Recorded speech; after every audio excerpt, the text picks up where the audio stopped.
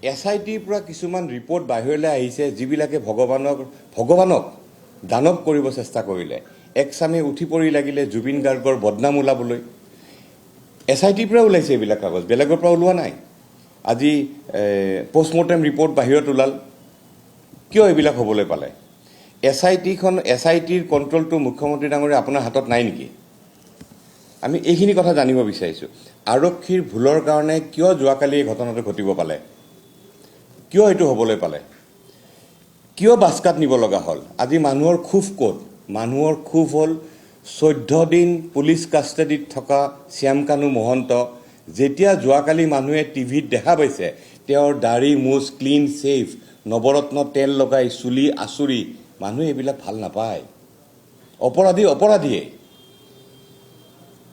Cold drinks খুৱাব লগা হ'ল বিলাসী জীৱন এটা জীৱলৈ কৈদিক বিলাসী জীৱন দিবলৈ তেওঁলোকে বাস্কালৈ লৈ যাব লগা হ'ল আজি বাস্কাৰ যিটো ঘটনা সেইটো অকল বাস্কা নহয় আপুনি কালি কাৰ্বি আংলঙত লৈ যাওক গোলাঘাটত লৈ যাওক ডিব্ৰুগড়ত লৈ যাওক শিৱসাগৰত লৈ যাওক সবতে সব জেলতে এনেকুৱাই হ'ব আমি আপোনাক সুধি পেলাই জুবিন অনুৰাগী হ'ব নালাগেতো আমাৰ দৰকাৰ নাই জুবিন অনুৰাগী আপোনাৰ পাৰমিশ্যন লৈ আপোনাৰ কথা মতে ক্ৰাইটেৰিয়া লৈ পেলাই আমি জুবিন অনুৰাগী হ'ম আৰু আমি ইমান দিনৰ পৰা আমি যিখিনি কথা দেখি আহিছোঁ এটা কথা ঠিক যে শ্যামকানু মহন্তৰ প্ৰতি মুখ্যমন্ত্ৰী ডাঙৰীয়াৰ কিবা এটা সফট কৰ্নাৰ আছে কিবা এটা সফট কৰ্নাৰ আছে কাৰণ কিয় নহ'লে এনেকুৱা নহয়তো আপুনি দাড়ি চুলি কাটাই অপৰাধী এজনক লৈ আহিব আজি ড্ৰাগছ বেপাৰী এটাক দেখাৰ লগে লগে আপুনি ভৰিত গুলিয়াই ৰেপিষ্ট এজনৰ কথা গম পোৱাৰ লগে ঘৰটো জ্বলাই দিয়ে এইবিলাক আপুনি নিজে কৰা কাম নিজে আপুনি আইন ভংগ কৰিছে আৰু আজি সেইকাৰণে অনুৰাগীবিলাকে বিচাৰি আছে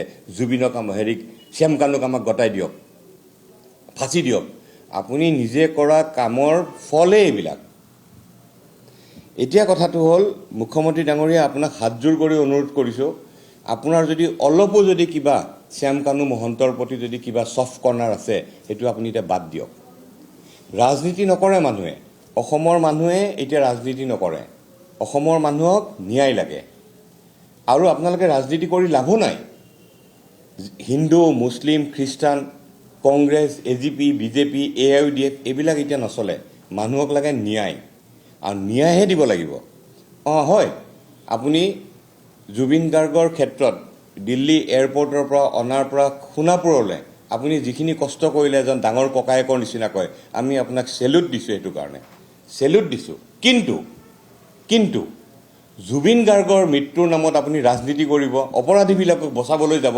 এইটো হ'ব নোৱাৰে কিয় শ্যামকানু মহন্তৰ ঘনীয়েকে হাঁহি ওলাই আহিব লগা হ'ল CIDৰ পৰা কিয় কৈছে গিৰিয়েকে চাগে ঘনীয়েকক কৈছে যে চিন্তা নকৰিবা মোৰ কাৰণে ভাল জেগা আছে থাকিবলৈ অলপ কষ্ট হ'ব কিয় দাড়ি চুলি কাটি আনিব লগা হ'ল 14 দিন জেলত থকা মানুহ এটা দাড়ি কিমান গজিব আমি নাজানো নেকি কিমান দাড়ি গজিব কিয় এটা ক্লিন সেফ কৰি অনা হ'ল কিয় কোল্ড ড্ৰিংকছ খাবলৈ দিব লগা হ'ল এইবিলাক কথা কিয় বাস্কা ডিষ্ট্ৰিক্ট কিয় বাস্কা ল'লে আপুনি ভাবিছে নেকি বাস্কাত জুবিন গাৰ্গৰ অনুৰাগী নাই জুবিন গাৰ্গে বাস্কা ডিষ্ট্ৰিক্টত মেট্ৰিক পাছ কৰিছে আৰু যিজন পুলিচ বিষয়া DSP এই গোটেই বস্তুটো ঠাণ্ডা হ'ব কেতিয়া যেতিয়া DSP জনক নিলম্বিত কৰিব আপোনালোকে এতিয়া ক'ব থাৰ্ড পাৰ্টিৰ কথা ক'ব যে থাৰ্ড পাৰ্টি কোনোবা তৃতীয় পক্ষ এই তৃতীয় পক্ষ শব্দটো আমি কেতিয়াৰ পৰা শুনি আছোঁ জানে যিদিনাখন NDFBয়ে চিৰিয়েল বম ব্লাষ্ট কৰিছে অসমত সেইদিনাখনৰ পৰা এই শব্দটো আমি শুনি আহিছোঁ তৃতীয় পক্ষ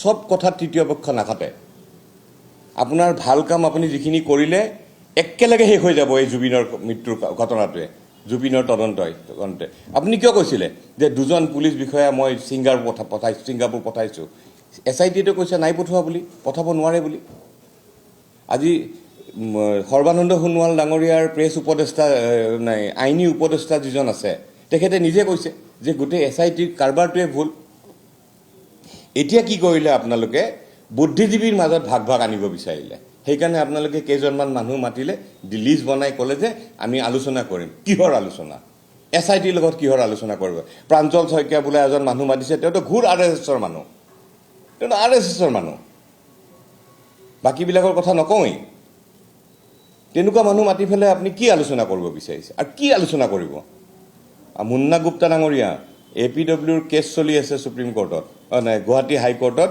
জুবিন গাৰ্গ সংক্ৰান্ত and you have to answer it আপুনি কোৰ্টত জবাব দিব লাগিব কিয় আপুনি আইন ভংগ কৰি পেলাই আপুনি এটা কমিটি মাতিলে, আলোচনা কৰিলে? কি ভিতৰৰ কথা ক'লে তেওঁলোকক?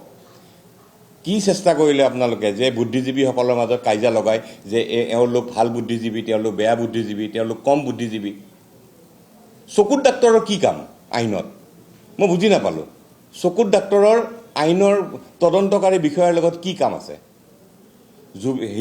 হিতেশ ডেকা ডাঙৰীয়া ভদ্ৰলোক, জুবিনক বহুত ভাল পায়, বহুত মৰম কৰে, বহুত কৰিছে জুবিন গাৰ্গৰ কাৰণে, কিন্তু ডক্তৰৰ কি কাম তাতে? ইউটিউবাৰৰ কি কাম?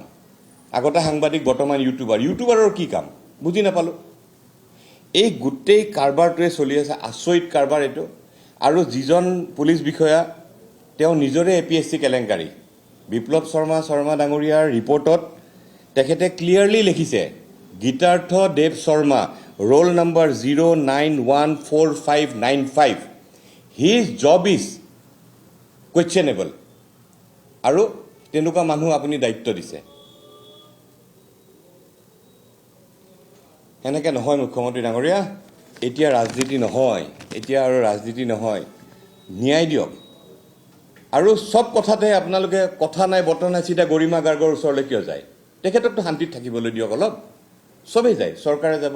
SIT ফৰেঞ্চিক কি এইটো পষ্টমৰ্টেম ৰিপৰ্ট তেখেতৰ পত্নীক দিব লাগে কিয়? সেইটো পুলিচৰ দায়িত্ব, গৃহ বিভাগৰ দায়িত্ব। তো মুখ্যমন্ত্ৰী ডাঙৰীয়া, আপোনাক অনুৰোধ কৰিছোঁ, ৰাজনীতি বাদ দিয়ক, শাস্তি দিয়াৰ ব্যৱস্থা কৰক। যিহেতু এতিয়া কৈ আছে যে প্ৰত্যেকটো কথাত ৰাজনীতি হৈছে, জুবিন গাৰ্গৰ ন্যায় ব্যৱস্থাত ক'ৰ ৰাজনীতিৰ কথা আহিলে? চবেই যে সকলোখিনি কৈ আছে এইবিলাককে। এটা কথা চাব আপুনি, মই আকৌ ক'লোঁ আপোনাক, জুবিন অনুৰাগী আমি চৰকাৰক সুধি হ'ব নালাগে, প্ৰথম কথা। 2 নম্বৰ কথা, ৰাজনীতি। সমাধিস্থলত ল'ৰা ছোৱালী মানুহ গৈছে, সেৱা কৰিছে, তাতে কি ৰাজনীতি? বাস্কা ডিষ্ট্ৰিক্টত শান্তিপূৰ্ণভাৱে মানুহবিলাক ৰখি আছিল, হত্যাকাৰীক গতাই দিয়ক, জুবিন জিন্দাবাদ, #জুবিন গাৰ্গ, এইখিনি কিয় ক'ত ৰাজনীতি আহিল? ইয়াতে একো ৰাজনীতি অহা নাই, ৰাজনীতি নচলেই আৰু। অসমৰ পৰা হিন্দু মুছলিমৰ ৰাজনীতি উঠি গ'ল, জুবিন গাৰ্গে শেষ কৰি থৈ গ'ল। 3 কোটি মানুহে অভিশাপ দিয়া এজন মানুহ কিমান দিন জীয়াই থাকিব লাগে পাৰে, মই সেইটোহে চাব বিচাৰিছোঁ আচলতে। 3 কোটি মানুহে শ্যামকানু মহন্তক অভিশাপ দিছে। আৰু চাব দেই, অসম চৰকাৰৰ এই পৰিয়ালটোৰ লগত মিতিৰালি, ডাঙৰ ককায়েকক বহাই থৈ দিছে তাতে, সৰুজনক বহাই থৈছে ইয়াতে। ইমান মানুহে, আৰু তেওঁলোকৰ নিৰ্লজ্জ আচলতে, তেওঁলোকৰো লাজ নাই। AJYCPয়ে গৈ স্মাৰক পত্ৰ দিলে, তথাপিতো চাকৰিৰ পৰা নাই দেই। এইটো হ'ল এটা পৰিয়ালটোৰে এটা মিলি। আৰু তেওঁলোক, এই পৰিয়ালটো অসমৰ গৌৰৱ নহয়, তেওঁলোক অসমৰ কৌৰৱ। আজি লাজ নাপায় নেকি? তেওঁলোকে লাজ নাপায়। এইবিলাক হ'ল কৰ্মৰ ফল দেই। আজি যিজনী ছোৱালী কবিতা লিখাৰ কাৰণে জেলত পঠাইছিলে, মাজনী তোৰ জেলতে থকাৰ যোগ্য, লকডাউনৰ সময়ত পিঠি ফালিম বুলি কৈছিলে, এইবিলাক মানুহৰ এইবিলাক হ'ল কৰ্মৰ ফল। বাকী মই পাৰ্চনেল তেখেতৰ ছোৱালীৰ কথা নকওঁ বাৰু, ক'ব নাযাওঁ। এইবিলাক হ'ল কৰ্মৰ ফল। এতিয়া আমি এটা বেলেগ বিষয়লৈ আহোঁ। এই গীতাৰ্থ দেৱ শৰ্মাৰ পিতৃ হিতেশ দেৱ শৰ্মাই কি কৰে, তেওঁ ফেচবুকত যিটো অপসংস্কৃতি, বেয়া ব্যৱহাৰ কৰা, গালি পাৰা, এইটো তেওঁৱে আৰম্ভ কৰা ফেচবুকত। তেওঁ নিজকে সৎ বুলি ভাবে আৰু বাকী চব বেয়া। Actually basically this man is a confuse person. আৰু কনফিউজ পাৰ্চন কাৰণে তেওঁ NRCৰ হায়েষ্ট পষ্টত থকাৰ পিছতো তেওঁ একো কাম কৰিব নকৰিলে। তেওঁৰ পুৰণা কেলেংকাৰীৰ কথা যদি আমি ক'বলৈ যাওঁ, গুৱাহাটী মহানগৰ, তেতিয়া মেট্ৰ' নাছিল, গুৱাহাটী মহানগৰ, তাতে গাখীৰৰ এটা বাহিৰৰ আন্তৰ্জাতিক গাখীৰৰ পেকেটত বেয়া বিষক্ৰিয়া হৈছিলে। তৰুণ গগৈ ডাঙৰীয়াই তেতিয়া তেখেতক কৈছিলে, হিতেশ দেৱ শৰ্মাক, যে তুমি এনকুৱাৰীটো কৰা।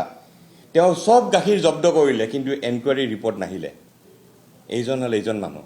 বাস্কা ডিষ্ট্ৰিক্টত যেতিয়া তেওঁ আছিলে, ভূটানৰ পানীয়ে বাস্কা ডিষ্ট্ৰিক্ট আৰু বৰপেটা ডিষ্ট্ৰিক্টত গোটেই খেতিপথাৰ বালি কৰি দিয়ে। তেতিয়া চৰকাৰে ক'লে যে আপুনি বালিখিনি এনৰেগাৰ আণ্ডাৰত চাফা কৰক। তেওঁ নকৰিলে, তেওঁ নকৰিলে। অভয়াপুৰীত 650 বিঘা এটা জাগাত এটা কয়াকুজিয়া পাৰ্ক বনাব বিচাৰিছিলে, আজিৰ পৰা 15-20 বছৰ আগত।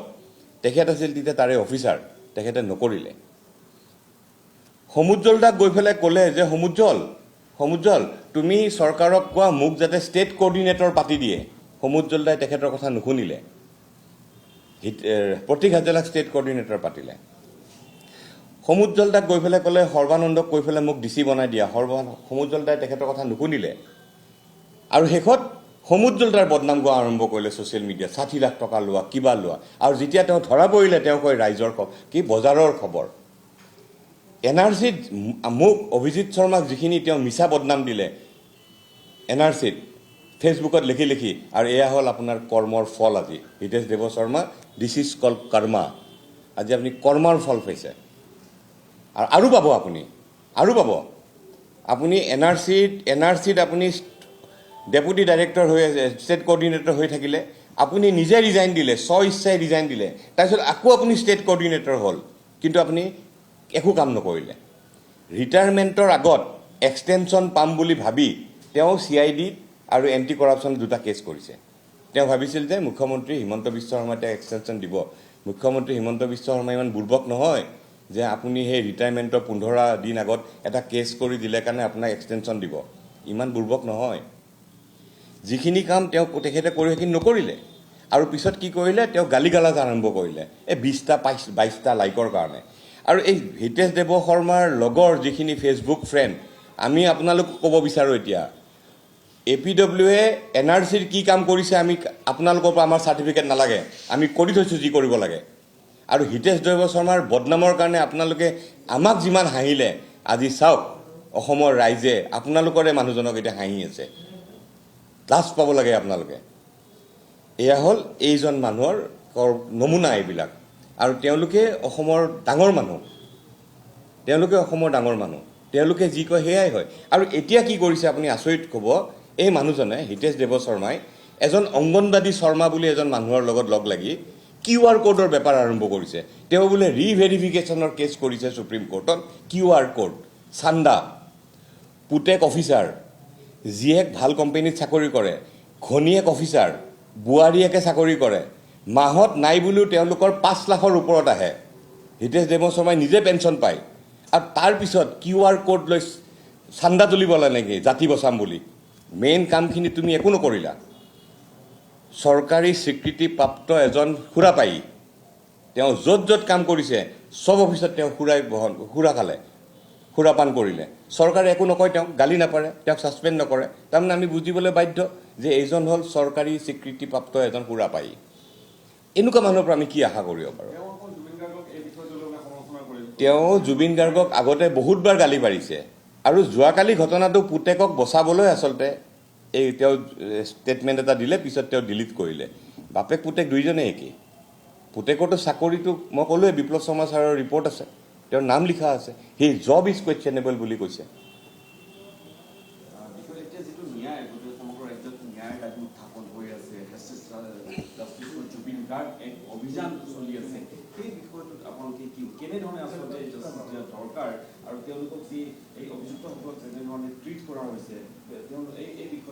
চাওক পলাশ ৰঞ্জন বৰুৱা ডাঙৰীয়া আৰু মই আমি হাইকোৰ্টত এটা PIL কৰিছোঁ 46/2025 22 তাৰিখে চাগে কেছটো উঠিব কোৰ্টত আমি গোটেই কথাখিনি জনাম এফিডেভিট আকাৰত আমি জনাম এই যে VIP ট্ৰিটমেণ্ট দিছে তেওঁ CID কাষ্টাডি তেওঁ VIP ট্ৰিটমেণ্ট দিলে চুলি দাড়ি কাটি নৱৰত্ন তেল লগাই তেওঁক যিটো বিলাসীৰে লৈ আহিলে ৰাস্তাত ক'ল্ড ড্ৰিংকছ খোৱালে জেলখন দিলে এজন নতুন জেল এখন দিলে যাতে তেওঁলোকে যাতে আৰামত থাকিব পাৰে লুডু কেৰেম খেলি থাকিব পাৰে আপুনি চাব মোবাইলো দিব হয়তো কোনোবা দিনা